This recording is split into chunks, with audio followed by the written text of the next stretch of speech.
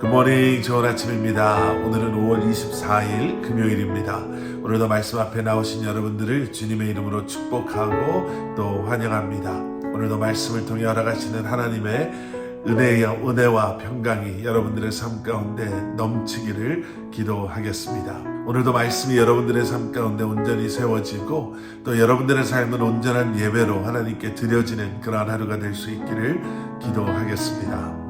자, 오늘 우리에게 주시는 하나님의 말씀 열왕기상 20장 26절부터 34절까지의 말씀입니다.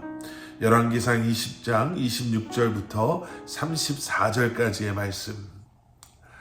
여러분, 승리의 비결이 어디에 있다라고 생각하십니까? 물론 어떠한 상황이나 경우에 따라서 다르겠지만 대부분의 사람들은 눈에 보여지고 만져지는 것, 숫자적인 우세함 아니면 힘에 있다. 승리의 비결은 숫자적인 우세함과 힘에 있다라고 말할 것 같습니다. 그런데 하나님의 기준은 어떨까요? 우리가 묵상한 말씀을 통해서 분명하게 알 수 있는 것은 하나님의 그 승리의 비결, 그 기준은 하나님의 뜻을, 하나님의 말씀을 순종함으로 따르느냐 아니냐에 있다라는 것을 저희는 이미 말씀을 통해 보았습니다. 사람이 아니라 또 사람의 방법이 아니라 하나님을 신뢰함으로 모든 싸움에서 승리할 수 있음을 여러분 기억하실 수 있기를 주님의 이름으로 간절히 축원합니다. 오늘 본문 26절과 27절의 말씀 함께 보시겠습니다. 해가 바뀌니 벤하닷이 아람 사람을 소집하고 아벡으로 올라와서 이스라엘과 싸우려 하매 27절 이스라엘 자손도 소집되어 군량을 받고 마주 나가서 그들 앞에 진영을 치니 이스라엘 자손은 두 무리의 적은 염소 떼와 같고 아람 사람은 그 땅에 가득하였더라. 자, 아합과 이스라엘이 벤하닷과 그 연합 군대와의 첫 번째 싸움에서 승리했습니다. 그리고 그 이후 승리의 비결이 다른 것에 있는 것이 아니라 하나님의 은혜였음을, 하나님의 도우셨음이었음을 우리는 말씀을 통해서 보았죠. 하나님께서는 그 승리 이후에 사람을 보내셔서 아합과 이스라엘이 계속해서 교만해지지 않도록 겸손하라, 그렇게 다음 공격을 대비하라 라고 말씀해 주셨습니다.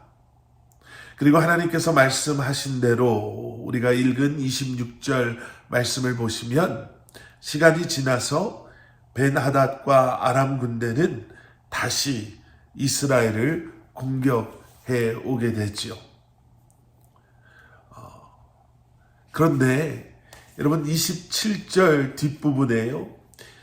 이러한 벤하닷과 아람 군대를 마주하고 있었던 이스라엘 자손을 어떻게 성경은 기록하고 있냐면 이스라엘 자손은 두 무리의 적은 염소 떼와 같았다.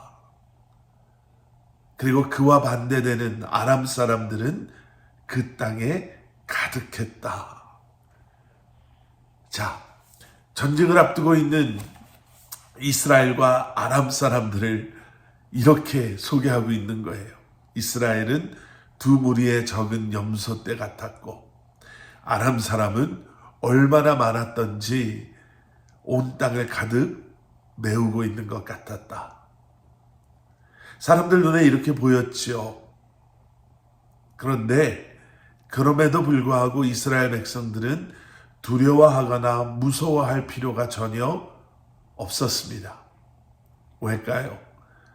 이미 이스라엘 백성들은 시간은 지났지만 이와 비슷한 상황 속에서 아람 군대를 이겨본 경험이 있지 않습니까?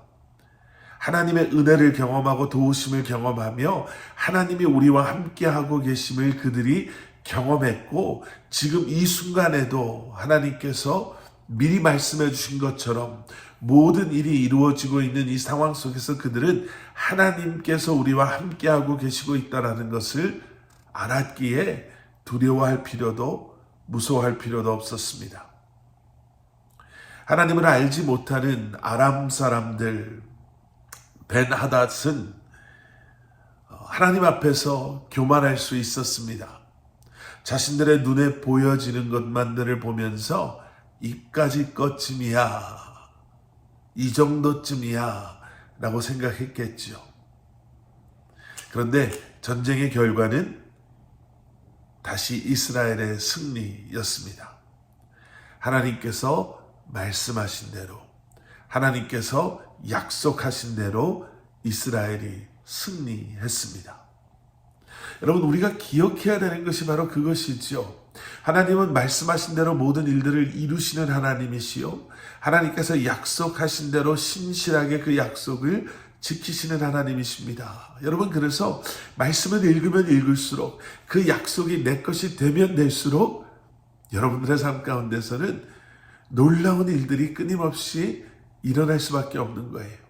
아멘으로 그 말씀을, 그 약속을 내 것으로 만드시는, 순종함으로 그 말씀을, 그 약속을 여러분들의 것으로 만드시는 여러분들 되시기를 주님의 이름으로 간절히 축원합니다.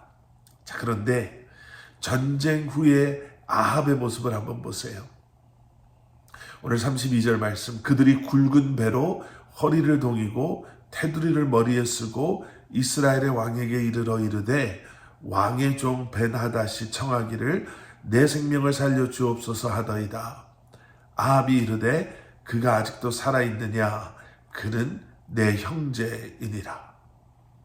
하나님의 도우심으로 그 전쟁에서 승리했던 아합 왕이요, 이제는 이겼다라고 해서 하나님의 도우심이나 은혜 따위는 다 잊어버리고 벤하닷 왕을 오히려 자신의 형제라 부릅니다.